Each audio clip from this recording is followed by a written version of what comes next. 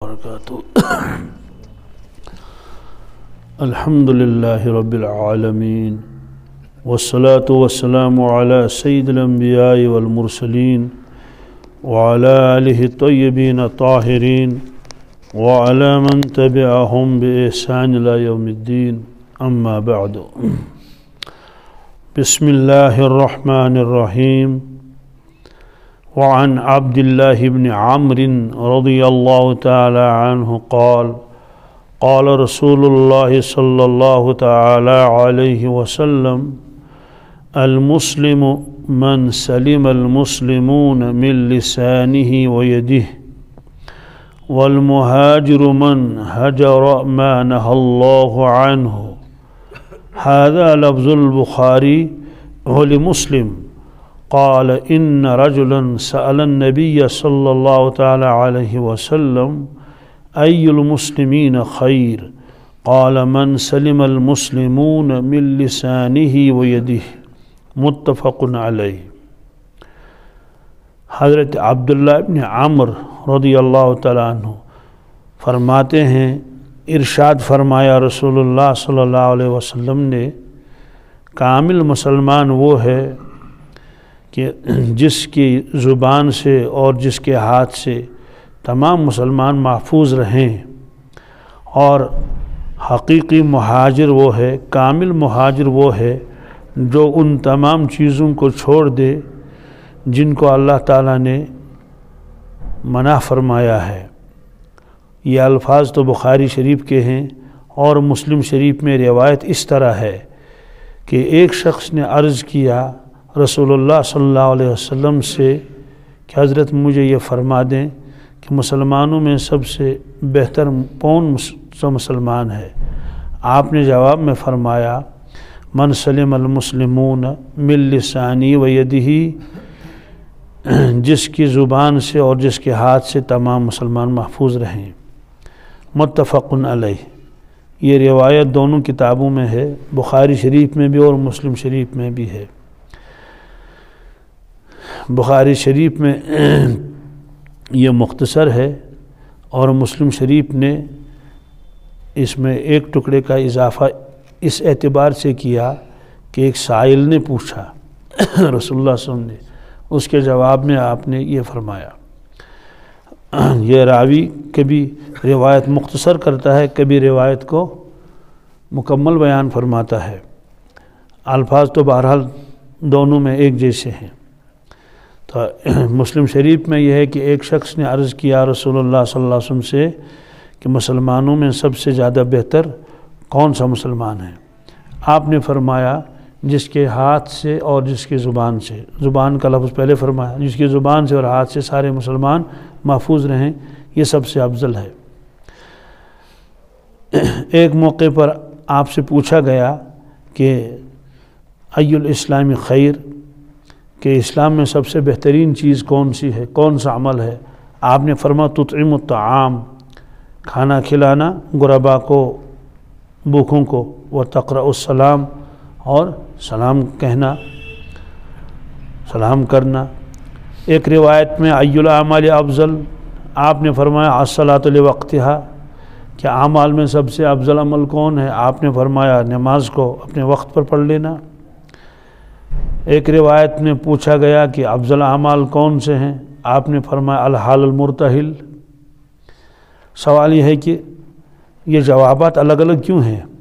کہ جب یہ پوچھا گیا کہ افضل عمل کون ہے، لیکن جوابات الگ الگ ہیں۔ ایک شخص نے عرض کیا کہ اسلام میں سب سے بہترین کام کون سا ہے؟ آپ نے فرمایا کھانا کھلانا اور سلام کرنا۔ دوسرے نے یہ پوچھا کہ افضل عمل کون ہے؟ فرمایا کہ نماز کو اپنے وقت پر پڑھ لینا۔ اور حضرت عبداللہ ابن عباس فرماتے ہیں ایک شخص نے عرض کیا یا رسول اللہ صلی اللہ علیہ وسلم ای الاعمال افضل، اعمال میں سب سے بہترین افضل عمل کون ہے؟ آپ نے فرمایا الحال المرتحل، سب سے افضل عمل ہے حال المرتحل۔ قال یا رسول اللہ صلی اللہ علیہ وسلم ما الحال المرتحل، انہوں نے عرض کیا حضرت یہ حال مرتحل کیا چیز ہے؟ آپ نے فرمایا قال صاحب القرآن، کہتے ہیں حال مرتحل صاحب قرآن ہے، یضرب من اولہ حتی یبلغ آخرہ، وہ قرآن پاک شروع کرتا ہے پڑھنا ابتدا سے یہاں تک کہ آخر میں پہنچ گیا، ومن آخرہ حتی یبلغ اولہ، پھر آخر سے پھر وہ شروع میں پہنچتا ہے۔ فرماتے ہیں کہ کلما حل ارتحل، جب وہ ختم کرتا ہے پھر شروع کرتا ہے، اس کو افضل بتایا گیا۔ تو اس کا مطلب کیا ہے؟ اور یہ جوابات الگ الگ کیوں ہے؟ اس کو کہتے ہیں جواب علی اسلوب الحکیم۔ یہ جوابات حکمت پر مبنی ہوتے ہیں۔ جو دانا ہوتا ہے، جو عقل مند ہوتا ہے، وہ جو جواب دیتا ہے وہ دیکھتا ہے سائل کیسا ہے، اسی کے اعتبار سے اس کو جواب دیتا ہے۔ اور ظاہر سی بات ہے اللہ کے نبی صلی اللہ علیہ وسلم سے زیادہ کوئی عقل مند نہ آیا ہے، نہ موجود ہے، نہ آئندہ آئے گا۔ پھر آپ کو معلم فرمایا گیا کہ آپ تو معلم انسانیت ہیں۔ آپ نے خود فرمایا بعثت معلمہ، مجھے سکھلانے والا بنا کر بھیجا گیا، معلم بنا کر بھیجا گیا، اور آپ نے اس طریقے سے امت کو سکھایا۔ اب سوال یہ ہے کہ یہ جوابات الگ الگ کیوں ہیں؟ اس کا جواب یہ ہے کہ آپ سائل کی طرف دیکھتے تھے، یہ سائل کیا پوچھتا ہے، سب سے افضل عمل کون سا ہے، تو آپ اس کے حال کے اعتبار سے اس کا جواب دیتے تھے۔ دوسرے شخص نے بھی یہی سوال کیا، سوال ایک ہی ہے، اس کو دوسرا جواب دے دیا۔ تیسرے شخص نے بھی یہی سوال کیا، اس کو تیسرا جواب دے دیا۔ اس کی وجہ یہ ہے کہ آپ حالات دیکھتے تھے، کس کے کیا حالات ہیں، اسی اعتبار سے اس کو جواب دیتے تھے۔ اس کی آپ مثال یوں سمجھے، ایک جماعت ہے، ایک کلاس ہے، اس میں 10-15 بچے پڑھتے ہیں۔ وہ اپنے استاد سے مشورہ کر لیتے ہیں کہ استاد صاحب ہمیں یہ بتا دیجئے کہ ہمیں کس سبجیکٹ میں زیادہ محنت کرنی چاہیے۔ یہ ایک طالب علم نے سوال کیا، اور استاد ان کے حالات سے باخبر ہے کہ اس کی تحریر کیسی ہے، اردو اس کی کیسی ہے، لکھائی کیسی ہے، پڑھائی کیسی ہے، اور انگلش میں یہ کیسا ہے، اور اس کا حساب میتھ کیسا ہے۔ تو استاد دیکھتا ہے کہ جس پہلو میں کمزوری دیکھتا ہے اس کی طرف دھیان دیتا ہے۔ تو اس نے بتا دیا کہ حضرت مجھے زیادہ محنت کس میں کرنی چاہیے؟ انہوں نے کہا دیکھو زیادہ محنت تو لکھائی میں کرنی چاہیے، تحریر بہترین ہونی چاہیے۔ تو تحریر کے کچھ فوائد بھی بتائے، اسے نمرات بھی زیادہ آئیں گے اور یہ قابلیت سمجھی جاتی ہے۔ تو گویا اس کو یہ مشورہ دیا۔ دوسرے طالب علم کے بارے میں یہ معلوم ہے کہ اس کی تحریر تو بہت اچھی ہے لیکن اس کی اردو کمزور ہے، اس کی اردو، اسے کہیں دیکھو بیٹے اردو ختم ہو رہی ہے، تو بالکل دفن ہونے کے قریب ہے، تو اردو کی طرف زیادہ دھیان دینے کی ضرورت ہے۔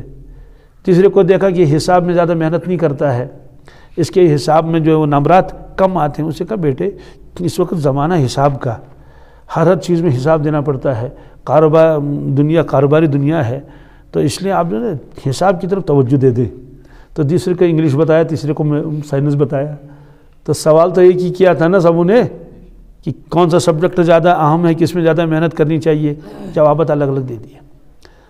تو ایسے ہی اللہ کے نبی صلی اللہ علیہ وسلم جب دیکھتے تھے کہ اس شخص کے اندر تو باقی سب سبجیکٹ اس کے اچھے ہیں لیکن جو ہے یہ والدین کی خدمت میں تھوڑا کوتاہی کرتا ہے، آپ نے فرمایا سب سے بہترین عمل ہے والدین کی خدمت کرنا۔ دوسرے کے بارے میں جب دیکھا کہ نماز میں کچھ تھوڑی سستی کبھی ہوتی ہے، اسے کہا نماز کو اپنے وقت میں پڑھ لینا۔ تیسرے کو دیکھا ہے کہ اس کو اللہ نے مال دیا ہے، زکوٰۃ عشر تو دیتا ہے لیکن جتنا دینا چاہیے اس کو، جتنی سخاوت اس کے اندر ہونی چاہیے اس میں کمی ہے۔ آپ نے فرمایا تطعم الطعام، تطعم لوگوں کو کھانا کھلانا۔ کسی کے اندر دیکھا کہ اس کے سارے پہلو اچھے ہیں، البتہ سلام میں کوتاہی کرتا ہے، پہل نہیں کرتا، اس سے کہو تقرؤ سلام، تقرؤ سلام۔ تو یہ جو روایت آئی حال مرتحل، یہ اس کا مطلب تو یہ ہے صاحب قرآن جب قرآن پاک کی تلاوت کرتا ہے اور قرآن پاک ختم کر لیا، قرآن پاک ختم، تو اسی مجلس میں وہ پھر شروع کرتا ہے، اسی مجلس میں وہ پھر، یہ افضل انسان ہے۔ سوال اس کو افضل کیوں کہا گیا اس عمل کو؟ اس اعتبار سے شیطان کی کوشش یہ ہوتی ہے کہ اول تو مسلمان قرآن شریف پڑھے ہی نہیں، کیوں؟ اس کو معلوم ہے اگر قرآن پاک پڑھے گا، اس کے ساتھ لگے گا، اس کو سمجھے گا تو یہ شیطانیت سے بچ جائے گا، اس کا ایمان مضبوط رہے گا، آخرت کی فکر رہے گی، یہ قرآن پاک کی تلاوت کرتا رہے گا، اس کے اثرات آئیں گے۔ اور شیطان چاہتا ہے یہ نہ پڑھے، اور اگر کسی نے پڑھنا شروع کر دیا تو شیطان کی ایک کوشش ہوتی ہے کہ بس ایک ختم قرآن کرے، اس کے بعد قرآن پاک کو الماری میں رکھے، اب اس کو ہاتھ نہ لگائے، پڑھے نہیں، یہ اس کی کوشش ہوتی ہے۔ چنانچہ ایسا بہت ہوتا ہے۔ رمضان میں قرآن شریف پڑھ لیا، اس کے بعد اب طاق میں رکھ دیا، اب جب اگلا رمضان آئے گا پھر دیکھا جائے گا، شیطان کو اس سے بڑی خوشی ہوتی ہے۔ اور قرآن پاک کی تلاوت یہ ہمارے ایمان کی حفاظت کا ذریعہ ہے۔ تو آپ نے فرمایا صاحب قرآن، صاحب حال مرتحل، جس مجلس میں اس نے قرآن پاک ختم کیا اسی مجلس میں شروع کیا۔ اس لیے جب بھی آپ قرآن پاک ختم کریں گے والناس پر پہنچے تو اسی وقت الحمد شریف اور سورہ بقرہ کی ابتدائی آیتیں پڑھنی چاہیے، گویا کہ آپ حال مرتحل ہو گئے، کیونکہ وہ صاحب قرآن جو شروع سے آخر تک پہنچا اور پھر آخر سے اسی مجلس میں شروع کیا۔ اور خود اللہ کے نبی صلی اللہ علیہ وسلم کا عمل بھی یہی تھا کہ آپ ایسا ہی کرتے تھے، جس مجلس میں آپ قرآن شریف ختم کرتے تھے اسی مجلس میں آپ اس کو شروع بھی کرتے تھے۔ تو جب شیطان دیکھے گا کہ او ہو اس نے تو قرآن پاک مکمل کیا، ختم کیا، اسی مجلس میں اس نے پھر شروع کیا، اس کا مطلب ہے کہ یہ سلسلہ چلتا رہے گا، یہ تلاوت کو چھوڑنے والا نہیں ہے۔ یہی وجہ ہے کہ تراویح میں جب حفاظ جب وہ قرآن پاک سناتے ہیں تراویح میں مکمل، تو جو آخری رکعت ہوتی ہے آخری دن، عام طور سے تو 27 کو ہی ختم کر لیتے ہیں، یا بعض لوگ 29 کو ختم کر لیتے ہیں، 29 تاریخ ہے، 29ویں تراویح ہے، اور جو ہے وہ اس میں وہ آخری جو تراویح کی رکعت آتی ہے آخری سے پہلے اس میں قرآن پاک ختم کر لیتے ہیں۔ جو اس کے بعد ایک رکعت بچ جاتی ہے اس میں وہ الحمد کے بعد پھر الف لام میم ذالک الکتاب لا ریب فیہ کرتے ہیں۔ یہ اسی اعتبار سے یہ حال مرتحل ہے، یہ حال ہے۔ تو بہرحال یہ مختلف جوابات دیتے تھے رسول اللہ صلی اللہ علیہ وسلم سائلین کے حال کے اعتبار سے، اور آپ اپنے نور باطن سے معلوم کر لیتے تھے اس شخص کے اندر کیا کیا کمی ہے۔ تو یہ جو آج کی روایت ہے اس میں ایک شخص نے جو عرض کیا کہ مجھے بتا دیجئے مسلمانوں میں سب سے زیادہ بہترین مسلمان کون سا ہے؟ تو آپ نے فرمایا کہ سب سے بہترین مسلمان وہ ہے جس کی زبان کے شر سے، ہاتھ کے شر سے سارے مسلمان محفوظ رہیں۔ ان دو چیزوں کا تذکرہ کیا۔ تو جب غور کرتے ہیں یہی دو چیزیں ہیں دنیا میں فساد کی جڑ، کہ زبان سے تکلیف پہنچائی جاتی ہے اور زبان سے جو ہے وہ تہمتیں لگائی جاتی ہیں، جو بات کہی نہیں تھی وہ اس کے ساتھ جوڑ دی جاتی ہے۔ ان دو چیزوں کا تذکرہ کیا، ایک زبان کا ایک ہاتھ کا۔ ورنہ مقصود تو یہ ہے کہ کسی بھی اعضاء سے آدمی کسی کو تکلیف نہ پہنچائے۔ تکلیف تو کسی چیز بھی سے پہنچائی جا سکتی ہے، جیسے آپ جا رہے تھے کسی نے کھنکھارنا شروع کر دیا، کر لیا، آپ کو محسوس ہو گیا کہ یہ مجھے کو کھنکھار رہا ہے، تو اس طرح سے یہ دو چیزوں کا تذکرہ کیا، یہ اہم ہے۔ اور یہ فصاحت و بلاغت کا اصول ہے، ساری چیزیں ایک ساتھ ذکر نہیں کی جاتی۔ جیسے اللہ تعالیٰ نے فرمایا قرآن پاک میں وَلِلَّهِ الْمَشْرِقُ وَالْمَغْرِبُ، مشرق بھی اللہ کا ہے اور مغرب بھی۔ سوال جنوب و شمال کس کا ہے؟ کہتے ہیں وہ بھی اللہ کا ہے۔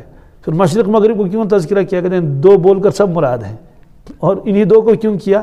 اس لیے کہ مشرق اور مغرب کو جنوب و شمال کے مقابلے میں ایک خصوصیت ہے، وہ ہے سورج نکلتا ہے مشرق سے اور ڈوبتا ہے اسے۔ جنوب و شمال کو لوگ بہت کم دیکھتے ہیں، صبح دیکھتے ہیں بار بار کہ سورج نکلا نہیں نکلا، روشنی نکلی نہیں نکلی، صبح صادق اور صبح کاذب۔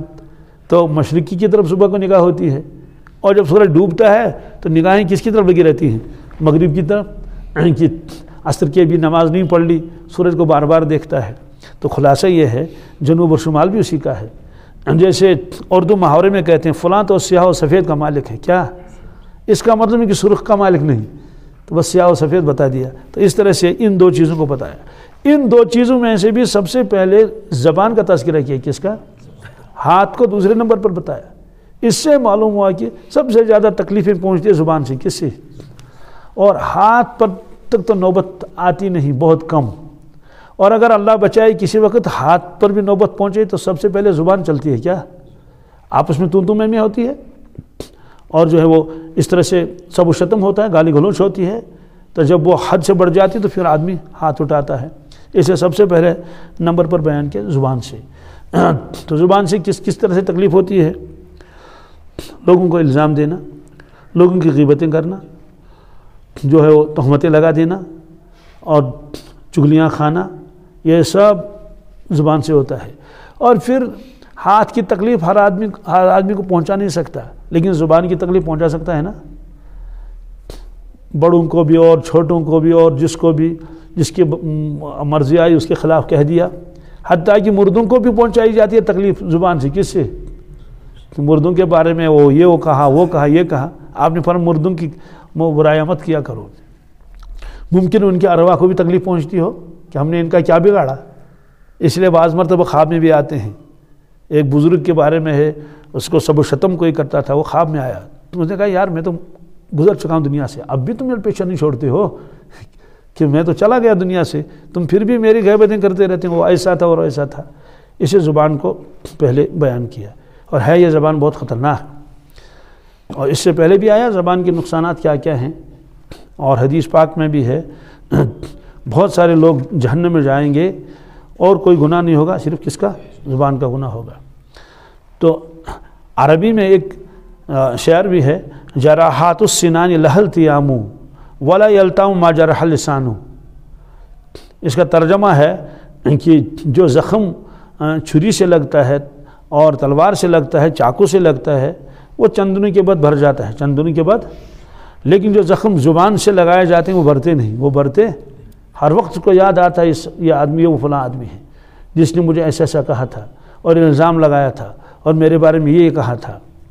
تو اس کو کسی اردو والے نے ان عربی اشعار کا اردو میں ترجمہ کیا، کہا تیر کا تلوار کا. کیا؟ تیر کا تلوار کا. زخم تو بھرا، زخم تو لگا، جو زخم زبان سے رہا ہمیشہ ہرا رہا ہمیشہ. تو یہ ہے. اس لیے اللہ کے نبی صلی اللہ علیہ وسلم نے یہ فرمایا کہ سب سے بہترین مسلمان وہ ہے جس کی زبان سے کسی کو تکلیف نہ پہنچے. اب زبان سے تکلیفیں بہت پہنچتی ہیں، اور اس کے بارے میں قرآن پاک نے بھی بہت فرمایا کہ اپنی زبان کو بھی حفاظت سے رکھے. اور دوسری چیزیں جو ہے زبان سے کس کس طرح سے تکلیف پہنچتی ہے. سب سے پہلی چیز ہے ترتیب کچھ بھی لگائی ہے، وہ ہے غیبت. کیا؟ اس کو اللہ تعالیٰ نے حرام فرمایا، غیبت مت کر لو. غیبت کسے کہتے ہیں؟ پیٹھ پیچھے کسی کے بارے میں ایسی باتیں کہنا کہ جب وہ سنے تو اس کو برا لگے اس کو. تو صحابہ کرام نے عرض کیا یا رسول اللہ صلی اللہ علیہ وسلم اگر وہ چیزیں اس کے اندر موجود ہیں جو ہم کہہ رہے ہیں تو آپ نے فرمایا کہ تبھی تو غیبت ہے، اور اگر وہ چیز اس کے اندر نہیں ہے تب تو بہتان ہے. تب تو اب روایت دیکھیے اس کے اوپر عذاب بھی ہے. قرآن پاک نے بھی فرمایا اے ایمان والو تم ایک دوسرے کی غیبت مت کرو. پھر یہ بھی فرمایا جو غیبت کرتا ہے کسی کی گویا وہ اپنے مرے ہوئے بھائی کا گوشت کھاتا ہے. مرے ہوئے بھائی کا اولاً تو مرا ہوا ہے، مرے ہوئے تو آدمی مرغی کا بھی گوشت نہیں کھائے گا، بھیڑ کا بھی نہیں. بھائی یہ تو مرا ہے تو مردار ہے. پھر اگر وہ انسان ہے تو کیسے کہ پھر اگر وہ بھائی ہے. فرمایا کہ جتنا یہ خطرناک ہے کہ بھائی مرے ہوئے بھائی کا گوشت کھائے، وہ بھائی تو مر گیا اور یہ اس کا گوشت کاٹ کاٹ کے اس کو کھا رہا ہے، بھون رہا ہے یا تیل میں تل کے کھا رہا ہے. فرمایا جتنا تم گھبراتے ہو اس تصور سے بھی بھائی اور اس کا گوشت، فرمایا کہ اللہ کے نزدیک یہ تمہارا عمل یہ ایسا ہی خطرناک ہے. تو حضرت انس بن مالک فرماتے ہیں کہ ارشاد فرمایا رسول اللہ صلی اللہ علیہ وسلم نے لما عرج بی، جب میں معراج میں مجھے بلایا گیا تو فرماتے ہیں مررت بقوم، میں نے معراج شریف میں دیکھا عالم اسی ارواح میں نے دیکھا میں گزرا ایک قوم کے پاس سے لہم اظفار من نحاس، ان کے ناخن جو تھے وہ تانبے کے تھے. کیا؟ دنیا میں بھی ناخن ہوتے ہیں لیکن تانبے کے نہیں ہوتے ہیں. تو وہ ناخن تھے اور بہت لمبے تھے. وہ کرتے تھے کیا؟ یخمشون وجوہہم وصدورہم، وہ لوگ خود اپنے ہی ہاتھوں سے اپنے ناخن سے اپنے چہروں کو زخمی کرتے تھے. یعنی ان کو جو ہے وہ نوچتے تھے ایسے اپنے چہروں، جس کی وجہ سے ان کے چہرے زخمی ہو جاتے تھے، اور چونکہ وہ تانبے کے تھے اور وہ تیز تو خون ہو جاتا تھا. اور اس لیے اپنے سینوں کو بھی ایسے سے کرتے تھے اور نوچتے تھے، سینوں کو زخمی کرتے تھے. تو فقلت من ہؤلاء یا جبرائیل، مجھے بڑا تعجب ہوا. تو میں نے پوچھا جبریل امین علیہ السلام سے، جبرائیل یہ کون لوگ ہیں، یہ ایسا کیوں کرتے ہیں؟ انہوں نے کہا ہؤلاء الذین یأکلون لحوم الناس ویقعون فی اعراضہم. اے اللہ کے نبی صلی اللہ علیہ وسلم یہ وہ لوگ ہیں جو دنیا میں لوگوں کی غیبتیں کرتے تھے اور ان کو بے عزت کرنے کی کوشش کرتے تھے، ان کو بس یہی سزا ہے، قیامت تک یہ نوچ رہے ہیں اپنے چہروں کو اور اپنے سینوں کو۔ ابو سعید خدری فرماتے ہیں رضی اللہ تعالیٰ اور حضرت جابر دونوں روایت فرماتے ہیں، ارشاد فرمایا رسول اللہ صلی اللہ علیہ وسلم نے، الغیبت اشد من الزنا۔ قالوا یا رسول اللہ صلی اللہ علیہ وسلم وکیف الغیبت اشد من الزنا؟ آپ نے فرمایا غیبت کرنا زنا سے زیادہ خطرناک ہے۔ تو صحابہ کرام نے عرض کیا کیسے زنا سے زیادہ خطرناک کیسے غیبت ہے؟ آپ نے فرمایا اگر کوئی شخص خدا نہ کردہ اس گناہ میں مبتلا ہوتا ہے تو توبہ کرتا ہے، کیا اس کو ندامت آتی ہے، گڑ گڑ آتا ہے، اپنا نفس اس کو ملامت کرتا ہے اور اللہ اس کو معاف کرتا ہے، اللہ اس کو وَإِنَّ صاحب الغیبت لا یغفر لہ، کہتے ہیں اور جو غیبت کرتا ہے اس کی مغفرت ہی نہیں ہوتی۔ کیوں؟ حَتَّى يَغْفِرَهَا لَهُ صَاحِبُهُ، جب تک وہ اس کو معاف نہ کرے جس کی اس نے غیبت کی ہے۔ تو ظاہر سی بات ہے اسے معافی مانگنا تو بہت مشکل ہے نا۔ پھر فرمایا کہ صاحب الزنا یتوب و صاحب الغیبت لیس لہ توبۃ، صاحب زنا توبہ کرتا ہے اور گڑ گڑاتا ہے، لیکن یہ غیبت کرنے والا یہ توبہ کرتا ہی نہیں۔ پھر دوسری بات یہ ہے اللہ بچائے اس گناہ میں تو کوئی ایک آدھ مبتلا ہو گیا، ایک مرتبہ ہو گیا، لیکن یہ غیبت ہے نا، یہ اس کی بھی کرے گا، اس کی بھی کرے گا، اس کی بھی کرے گا، اس کی بھی کرے گا، اس کی بھی کرے گا، تو سینکڑوں، اور سوموں میں بیٹھا تو غیبت شروع کر دی، دکان پر بیٹھا تو غیبت شروع کر دی، کسی کے یہاں گئے تو غیبت شروع کر دی، بالخصوص ہماری ماں بہنیں جہاں بیٹھی بس چپٹر شروع ہو گیا، یہی ہوتا ہے۔ اور پھر دوسری بات یہ ہے کہ آدمی 60 سال کا ہو گیا تو اسی غیبت میں مبتلا ہے اور احساس بھی نہیں، تو وہ گناہ تو زندگی میں ایک آدھ مرتبہ ہو گیا اور وہ رو رہا ہے ساری زندگی، وہ تو کب کا معاف ہو گیا، لیکن یہ ایسا گناہ ہے کہ ندامت بھی نہیں۔ اور پھر دوسری بات یہ ہے کہ لکھا ہے کہ یہ گناہ زنا یہ حقوق اللہ سے تعلق رکھتا ہے، اور غیبت یہ حقوق العباد سے ہے۔ کس سے؟ اس میں بندوں کا حق ضائع ہوتا ہے، لہذا فرمایا کہ اس کی مغفرت نہیں، مغفرت اس لیے نہیں توبہ نہیں کرتا۔ پھر دوسری بات ہے کہ جن کے ساتھ کوئی تعلق بھی نہیں ہو ان کی بھی آدمی غیبت کرتا رہتا ہے، تو اس لیے آدمی بہت غور کرنے کی ضرورت ہے اس میں، تاکہ اس سے آدمی مبتلا نہ ہو جائے اس میں۔ اور اس میں تو ہم سب ہی تقریباً اس کے شکار کسی نہ کسی کے اعتبار سے ہوتے ہی ہیں۔ مجھے یاد ہے میں ایک بہت بڑے بزرگ کے ساتھ گیا ایک شخص کی عیادت کے لیے، وہ بھی صاحب علم تھا، تو وہاں بیٹھے انہوں نے خیریت دریافت کی وغیرہ وہ یہ، اس کے بعد کچھ نہ کچھ باتیں تو شروع ہو گئی، تو وہ جو بزرگ تھا وہ غیبت سنتا نہیں تھا، کرنے کا تو سوال ہی نہیں۔ اس نے اپنے خادم سے کہا چلو چلو چلتے ہیں، یہاں تو اور باتیں شروع ہو گئی، یہاں تو اور باتیں، بس گوارا نہیں کیا سننا۔ پھر دوسری بات ہے کہ جب ہم چاہتے ہیں کہ ہماری غیبت کوئی نہ کرے تو ہم دوسروں کی غیبت کیوں کریں؟ اس لیے کوشش کرنی چاہیے کہ ایسا نہیں ہونا چاہیے۔ ضرورت کیا ہے؟ اور اسی طرح سے یہ فرمایا، حضرت ابو ہریرہ فرماتے ہیں ان رسول اللہ صلی اللہ علیہ وسلم قال اتدرون ما الغیبہ، آپ نے فرمایا لوگوں تمہیں معلوم ہے غیبت کس سے کہتے ہیں؟ قالوا اللہ ورسول عالم، انہوں نے کہا اللہ تعالیٰ جانتے ہیں اور رسول اللہ صلی اللہ علیہ وسلم جانتے ہیں، ہمیں معلوم نہیں۔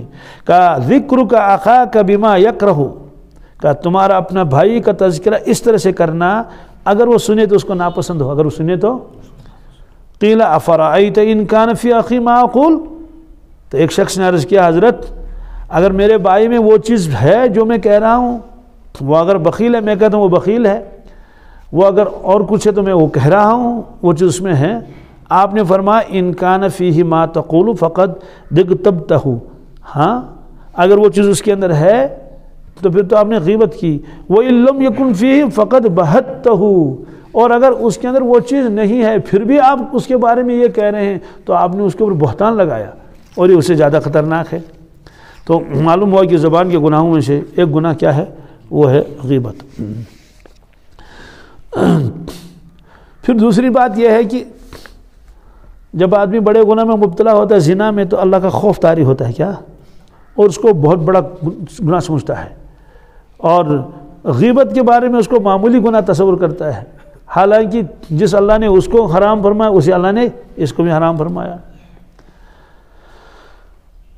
اور فرمائے وَيُقَارِبُ الْغِيبَةَ النَّمِيمَةَ، غیبت کے قریب قریب ایک اور چیز ہے، اس کو کہتے ہیں نمیمہ۔ نمیمہ کیا چیز ہے؟ یہ چغل خوری۔ کیا؟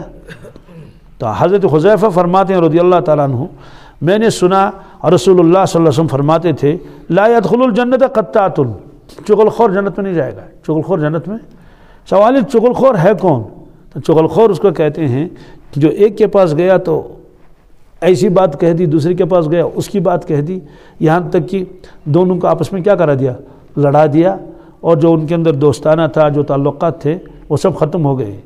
تو اس نے گویا کہ ایسی آگ لگا دی کہ اب وہ بجھی نہیں رہی ہے، تو اس کو چغل خور کہتے ہیں۔ فرمایا جنت میں نہیں جائے گا۔ جنت میں جائے گا، سزا کھانی پڑے گی پہلے، اور اس کی پھر توبہ بھی نہیں۔ کیوں؟ وہ جو ہونا تھا وہ ہوا، وہ جو ہونا تھا وہ ہوا۔ ادھر کی باتیں ادھر کہہ دیں، ادھر کی باتیں ادھر کہتی، اور ایسے انداز میں کہ جو دو آپس میں محبت کرنے والے تھے ان کے اندر نفرتیں پیدا ہو گئی۔ حضرت عبداللہ ابن عباس فرماتے ہیں رسول اللہ صلی اللہ علیہ وسلم مدینہ طیبہ کے ایک باغ سے گزرے تو وہاں 2 قبریں تھیں، تو آپ نے آوازیں سنی ان قبروں سے، ان کے اندر عذاب ہو رہا تھا، ان کے اندر عذاب ہو رہا تھا۔ تو آپ نے یہ بھی فرمایا کہ ان 2 قبر والوں کو جو عذاب ہوتا ہے وہ ایسے 2 چیزوں کے اوپر ہوتا ہے جن سے بچنا آسان تھا، جن سے بچنا، فرماتے ہیں فرمایا وَمَا يُعَذِّبَانِ فِي كَبِيرٍ، ایسا کوئی گناہ نہیں تھا جسے بچنا مشکل تھا، آسان تھا۔ کرتا کیا تھا؟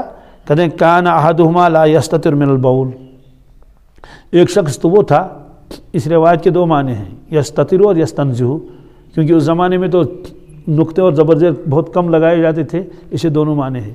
ایک مطلب تو یہ ہے کہ پیشاب میں احتیاط نہیں کرتا تھا، کیا ایسے پیشاب کر لیا، وہ کبھی چھینٹیں ادھر آ گئی، کبھی چھینٹیں ادھر آ گئی، احتیاط نہیں برتا تھا، اس کی وجہ سے عذاب ہو گیا کہ تمہارے جب کپڑے ہی ناپاک تھے تو تمہاری نماز کہاں ہوئی۔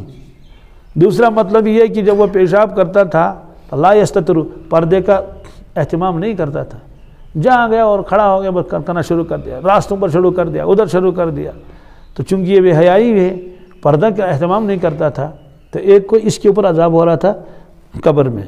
اور دوسرا وکان الآخر یمشی بالنمیمہ، دوسرا شخص وہ تھا جو چغلی کھاتا تھا، جو چغلی کھانے کی کیا ضرورت تھی، کچھ بھی نہیں، خاموش رہنا چاہیے۔ تو یہ بعض لوگوں کی عادت ہوتی ہے ادھر کی بات ادھر، ادھر کی بات ادھر، یہ سب اس لیے ہے کہ آخرت کے اوپر پورا یقین نہیں ہے کہ ایسا ہوگا۔ تو حضرت مجدد الفسانی شیخ احمد سرہندی فرماتے تھے اے وقت کے مسلمان، تم نعوذ باللہ من ذالک اللہ تعالیٰ کو جھوٹا سمجھتے ہو، اور اللہ کے نبی صلی اللہ علیہ وسلم کو نعوذ باللہ جھوٹا سمجھتے ہو، کہ وہ جو دھمکیاں آئی ہیں گناہوں کے اوپر، فلاں گناہ کرو گے تو یہ ہوگا، فلاں گناہ کرو گے تو یہ ہوگا، تمہیں اس کا احساس نہیں ہے۔ بہرحال یہ فرمایا کہ غیبت کے قریب ہے کون؟ چغلی کھانا۔ اسی طرح سے حضرت عبداللہ بن مسعود فرماتے ہیں رضی اللہ تعالیٰ عنہ، ارشاد فرمایا رسول اللہ صلی اللہ علیہ وسلم نے سباب المسلم فسوق وقتال کفر، اس کا مطلب کیا ہے؟ کہتے ہیں مسلمان کو گالی دینا یہ فسق ہے، کیا بہت بڑی نافرمانی ہے، وقتال کفر، اور اس کے ساتھ لڑنا یہ تو کفر ہے۔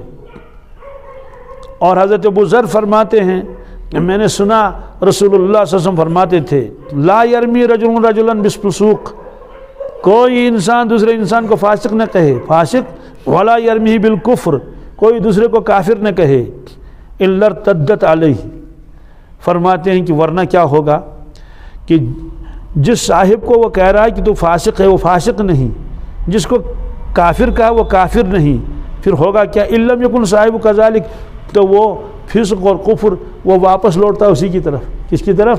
کہنے والی کی طرف۔ اور ایک روایت ہے، اس روایت میں یہ ہے کہ جس چیز کے اوپر آدمی کوئی لعنت کرے اور وہ قابل لعنت نہیں ہے تو وہ لعنت واپس آ کر اسی پر گر جاتی ہے، اور وہ کہتی ہے اللہ تعالیٰ سے یا اللہ فلاں شخص نے اپنی زبان سے نکالا اور کہا کہ فلاں پر لعنت ہو، لیکن وہ چیز قابل لعنت نہیں ہے، تو وہ لعنت دائیں جاتی ہے، بائیں جاتی ہے، اوپر جاتی ہے، کوئی اس کو جگہ نہیں دیتا، درخت اس کو واپس کرتے ہیں اور پہاڑ اس کو واپس کرتے ہیں، تو وہ لعنت آخر میں اللہ تعالیٰ سے عرض کرتے ہیں یا اللہ میں کہاں جاؤں؟ تو ارشاد ہوتا ہے اسی کے اوپر گر جاؤ جس کے زبان سے تم نکلی، تو لعنت کی تھی دوسرے کے اوپر اور گری اس کے اوپر۔ تو فرمایا حضرت انس فرماتے ہیں رسول اللہ صلی اللہ علیہ وسلم فرمایا، رسول اللہ صلی اللہ علیہ وسلم کے بارے میں فرمایا کہ لم یکن فاحشن، اللہ کے نبی صلی اللہ علیہ وسلم فحش گفتار نہیں تھے، ولا لعانن، آپ کبھی کسی پر آپ نے لعنت نہیں کی، ولا سبابن، آپ نے کبھی زبان سے گالی نہیں نکالی۔ فرماتے کان یقول عند المعتبۃ ما لہ تربت جبینہ، جب تھوڑا کسی پر ناراض ہوتے تھے کہتے ہیں اس کو کیا ہو گیا، اس کی پیشانی خاک آلود ہو جائے کیا؟ یہ عرب کا محاورہ ہے، اس کا صحیح مفہوم سمجھ نہیں آتا ہے، تو لفظی ترجمہ تو یہی خاک آلود۔ ممکن ہے یہ بھی ہو کہ اللہ اس کو نماز کی توفیق دے دے کہ بار بار اپنی پیشانی زمین پر رکھے تاکہ مٹی کس پر لگے، زمین پر پیشانی کے ساتھ لگے۔ جی حضرت ابو ہریرہ فرماتے ہیں رسول اللہ صلی اللہ علیہ وسلم سے لوگوں نے عرض کیا حضرت ادعو علی المشرکین، حضرت مشرکین پر بد دعا کر لیجئے، مشرکین پر بد دعا کر لیجئے مشرکین کے لیے تاکہ ختم ہو جائیں۔ آپ نے فرمایا کہ انی لم ابعث لعانا وانما بعثت رحمتا، آپ نے فرمایا مجھے اللہ تعالیٰ نے لعنت کرنے کے لیے نہیں بھیجا، لعنت کرنے کے لیے، بلکہ مجھے بھیجا اللہ تعالیٰ نے رحمت کے ساتھ۔ کس کے ساتھ؟ مطلب میں تو رحمت کی دعائیں کر لوں گا امت کے لیے، لیکن میں لعنت کرنے والا نہیں ہوں۔ یہ لوگوں نے عرض کیا تھا جب وہ تنگ آ چکے تھے، تو حضرت عبداللہ ابن عباس فرماتے ہیں ایک شخص نے ہوا پر لعنت کی۔ کس پر؟ ہوا تیز چل رہی تھی تو اس نے ہوا پر لعنت کی، تو رسول اللہ صلی اللہ علیہ وسلم نے سن لیا، آپ نے فرمایا لا تلعنھا، ہوا پر لعنت مت کرو، ہوا تیز چل رہی تھی۔ کیوں؟ فإنھا مأمورۃ، کہتے ہیں کہ یہ تو اللہ کے حکم کے تابع ہے، اللہ کے حکم کے، ہوا تھوڑی خود چلتی ہے، تو اللہ تعالیٰ ہوا کو کہتے ہیں چلو تیزی کے ساتھ چل جاتا ہے۔ وَإِنَّهُ مَن لَعَنَ شَيْئًا، اور فرمایا کہ سنو جو شخص کسی چیز پر لعنت کرے، کسی چیز پر، انسان ہی نہیں ہے، گھوڑا ہے، گدھا ہے، کوئی اینٹ پتھر ہے، لَيْسَ لَهُ بِأَهْلٍ، اور وہ اس لعنت کا مستحق نہیں ہے، رجعت اللعنت علیہ، وہ لعنت واپس آ کر اسی پر گر جاتی ہے۔ حضرت نعمان ابن بشیر فرماتے ہیں ارشاد فرمایا رسول اللہ صلی اللہ علیہ وسلم نے المستبان ما قالا فعل البادی ما لم یعتد المظلوم، دو شخص آپس میں گالی گلوچ کرنے والے، گالی باہم گالی گلوچ نے بہت کیا، تو فرمایا کہ جو انہوں نے گالی گلوچ کی اس کا گناہ جو ہے وہ شروع کرنے والے پر ہے۔ کس پر؟ ہاں، جب تک مظلوم حد سے نہ بڑھ جائے، جب تک مظلوم کا جس کو شروع کر رہا تھا سارا بوجھ اسی پر ہے، کیوں؟ وہ نہ گالی دیتا تو یہ واپس جواب کیوں دیتا؟ اسی طرح سے ایک روایت میں اللہ کے نبی صلی اللہ علیہ وسلم نے فرمایا کہ بہت ہی بدنصیب ہے وہ شخص جو اپنے والدین کو گالی دے۔ تو صحابہ کرام نے عرض کیا یا رسول اللہ صلی اللہ علیہ وسلم والدین کو آدمی گالی کیسے دے سکتا ہے؟ آپ نے فرمایا کہ ایک شخص دوسرے کے والد کو گالی دیتا ہے، وہ اس کے والد کو واپس گالی دیتا ہے، تو دوسرا شخص کسی کی ماں کو گالی دیتا ہے، وہ واپس اس کی ماں کو گالی دیتا ہے۔ فرمایا کہ یہ شخص جو ہے وہ سبب بن گیا کس کا؟ گالی دینے کا۔ بہرحال آپ نے فرمایا کہ حقیقی مسلمان، کامل مسلمان وہ ہے جس کی زبان سے اور جس کے ہاتھ سے سارے مسلمان محفوظ رہیں۔ محفوظ رہنے کا مطلب ہے کہ سبوں کو معلوم ہے کہ بھائی یہ ہمارے بارے میں کچھ نہیں کہتا ہے، ہم نے کبھی بھی اس کی کوئی شکایت نہیں سنی۔ تو ہاتھ سے محفوظ رہنے کا مطلب یہ ہے کہ ہاتھ سے کسی کو نہ ستائے، اس کو تنگ نہ کرے۔ اور علماء کرام نے لکھا ہے ہاتھ کے اندر جو ہے، ہاتھ سے ستانے کے اندر تحریر بھی آتی ہے۔ کیا؟ ایسی تحریر لکھ دی جو نہیں لکھنی تھی، تو جس کی وجہ سے دوسرے کو نقصان ہو گیا۔ زمین ایک کی تھی، لکھ دی دوسرے کے نام، کاغذات ایک کے تھے، لکھے دوسرے کے نام، حق ایک کا تھا، دے دیا کس کے نام؟ دوسرے نام۔ تو معلوم یہ ہے کہ ہاتھوں سے بھی تکلیف پہنچائی جاتی ہے۔ تو یہ فرمایا کہ حقیقی مسلمان وہ ہے جس کی زبان سے اور جس کے ہاتھ سے سارے مسلمان محفوظ رہیں۔ اب سوال ہے اس میں تو مسلمانوں کا تذکرہ آیا، غیر مسلم کا تذکرہ ہی نہیں آیا۔ تو کوئی یہ سوچے کہ بھائی اسلام تو صرف یہ سکھاتا ہے مسلمانوں کو تکلیف مت پہنچاؤ، غیروں کو جتنا مرضی پہنچاؤ، یہ مطلب نہیں ہے۔ مطلب اس کا یہ ہے کہ مسلمان اٹھتا بیٹھتا مسلمانوں کے ساتھ، رشتہ کرے گا تو مسلمانوں کے ساتھ، کاروبار کرے گا عموماً تو مسلمانوں کے ساتھ، اور ایک ساتھ رہتے ہیں مسلمان۔ تو بار بار سابقہ کن کے ساتھ پڑتا ہے؟ مسلمانوں کے ساتھ۔ تو جن سے بار بار سابقہ پڑتا ہے، جب وہ ان کو ستاتا نہیں ہے تو جن کے ساتھ سابقہ نہیں اس کو ستائے گا کیوں؟ اس کی غیبت ہی کیوں کرے گا؟ اسے تو تعلق ہی نہیں۔ تو یہ اس کا مطلب یہ نہیں کہ دوسروں کو ستائے، نہیں، مطلب تو یہ ہے آدمی جس معاشرے میں رہتا ہے تو عام طور سے تو اسی کے ساتھ اٹھنا بیٹھنا ہوتا ہے، تو جب ان کو تکلیف نہیں پہنچائے گا تو جن کے ساتھ اٹھنا بیٹھنا ہی نہیں، رشتہ ہی نہیں، کاروبار ہی نہیں، ان کو تو بدرجہ اولا ان کو محفوظ رکھے گا، محفوظ رکھنا ہے۔ تو اس میں گھروں کے جو لڑائیاں جھگڑے ہوتے ہیں اس کا سبب صرف کیا ہوتا ہے؟ زبان ہوتا ہے۔ تو ادھر کی بات ادھر کہہ دی، ادھر کی بات ادھر کہتی ہے، پھر دکھ بھی ہوتا ہے۔ بعض مرتبہ دیکھا کہ لوگ روتے بھی ہیں، روئے کیوں؟ کہتے ہیں کہ مما نے یہ کہا، فلاں نے یہ کہا، تو زبان سے زیادہ تکلیفیں پہنچائی جاتی ہے۔ اس کا ایک ٹکڑا تو یہ تھا۔ دوسرا ٹکڑا ہے والمہاجر من حجر ما نہى اللہ عنہ۔ حقیقی مہاجر وہ ہے یا کامل مہاجر وہ ہے جو اللہ کی ممنوع کردہ چیزوں کو چھوڑ لے۔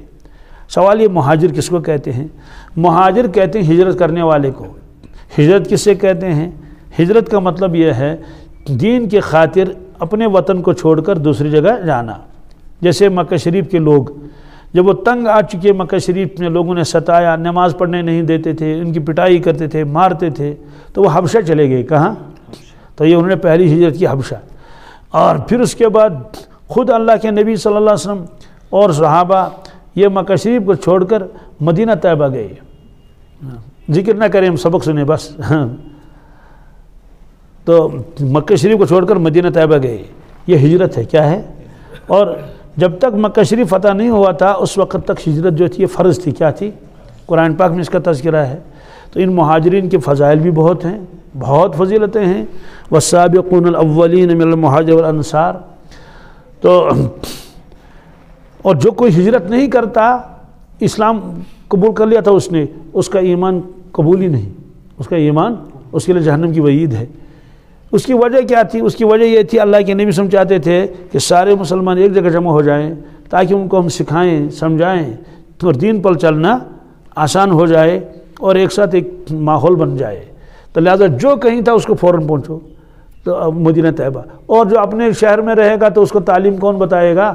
پھر وہ کیسے پڑھے گا؟ جمعہ کی نماز کیسے پڑھے گا؟ عید کی نماز کون پڑھائے گا اس کو؟ اکیلا ہے۔ تو اس کے بعد جب مکہ شریف فتح ہوا، آپ نے فرمایا لا ہجرت بعد الفتح، آج کے بعد ہجرت فرض نہیں۔ ہاں کوئی کرے کر لے لیکن فرض نہیں، اپنی جگہ پر رہے۔ اس سے پھر مکہ شریف والے مکہ میں ہی رہے، وہ مدینہ طیبہ نہیں گئے کیونکہ ہجرت ختم ہو گئی۔ لیکن علماء کرام نے لکھا ہے یہ حکم آج بھی ہے اس شخص کے لیے کہ اگر وہ ایسی بستی میں رہتا ہے جہاں وہ اسلام پر چل نہیں پاتا ہے، کیا نہ وہاں جمعہ کی نماز ہے، نہ وہاں عید کی نماز ہے، نہ وہاں باقاعدہ جماعت ہوتی، کچھ بھی نہیں ہے، تو اکیلا ہے وہاں، جو کسی بستی میں رہتا ہے، تو اس کو چاہیے، اور وہ دین پر چل ہی نہیں پاتا ہے، اس کو چاہیے کہ وہاں سے منتقل ہو کر کسی ایسی جگہ جائے جہاں ان چیزوں پر عمل کرنا اس کے لیے کیا ہو؟ آسان ہو۔ تو یہ آج بھی ہے۔ بہرحال اس کو مہاجر کہتے ہیں۔ یہ ہجرت ہے، ہجرت ظاہری۔ ہجرت باطنی کا تذکرہ اس حدیث میں ہے۔ تو حجر یحجر کے معنی چھوڑنا، ترک کرنا۔ ایک آدمی نے وطن ترک کیا اور دوسری جگہ گیا۔ دوسرا فرمایا ہے کہ والمہاجر من حجر الخطایا والذنوب، دوسری روایت میں ہے حقیقی مہاجر وہ ہے جس نے گناہوں کو چھوڑا اور خطاؤں کو چھوڑا۔ اس کو کامل اس لیے کہا، ایک آدمی نے وطن چھوڑا، دوسرا وطن مل گیا، یہاں بھی کاروبار تھا وہاں اس سے اچھا کاروبار ملا، یہاں جیسی دکان تھی اس سے اچھی چل رہی، وہاں یہاں جو مکان تھا بدل تو مل گیا۔ لیکن ایک آدمی نے گناہوں کے راستے کو چھوڑا، اب دوسرا راستہ اختیار کیا، ظاہر سی بات ہے گناہوں کو چھوڑا، ملا کیا؟ ظاہری اعتبار سے تو کچھ بھی نہیں۔ اس لیے فرمایا کامل مسلمان یہی ہے۔ دوسرا مطلب اس کا یہ ہے کہ اللہ کے نبی صلی اللہ علیہ وسلم نے فرمایا مہاجرین سے کہ تم نے ہجرت کر لی، بہت بڑا کام انجام دیا آپ نے، لیکن اسی پر اکتفا نہ کرنا بلکہ جن چیزوں کو اللہ نے منع کیا ان کو بھی چھوڑنا پڑے گا، ان کو بھی، تو حقیقی مہاجر بن جاؤ گے۔ ترک وطن کیا، یہ بھی ہجرت۔ اب ترک گناہ آدمی کرے، یہ بھی ہجرت۔ اس کو فرمایا کہ حقیقی مہاجر وہ ہے من حجر، جس نے چھوڑا ما نہی اللہ عنہ، ان تمام چیزوں کو جن چیزوں کو اللہ تعالیٰ نے کیا کیا؟ منع کیا ہے۔ معلوم ہے کہ یہ ہجرت آج بھی ہے۔ یہ ہجرت کون سی والی ہجرت؟ گناہوں کو چھوڑ دینا، ہجرت باطنی۔ تو اس لیے اس کو فرمایا کامل مہاجر وہی ہے۔ اس سے معلوم ہوا کہ جو آدمی گناہوں کو چھوڑ کر نیک راستہ اختیار کرتا ہے اس کو مہاجرین کا ثواب ملتا ہے۔ کس کا؟ اور مہاجرین کے فضائل بہت ہیں۔ اللہ تبارک تعالی ہم کو بھی ان تمام گناہوں سے بچنے کی توفیق عطا فرمائے۔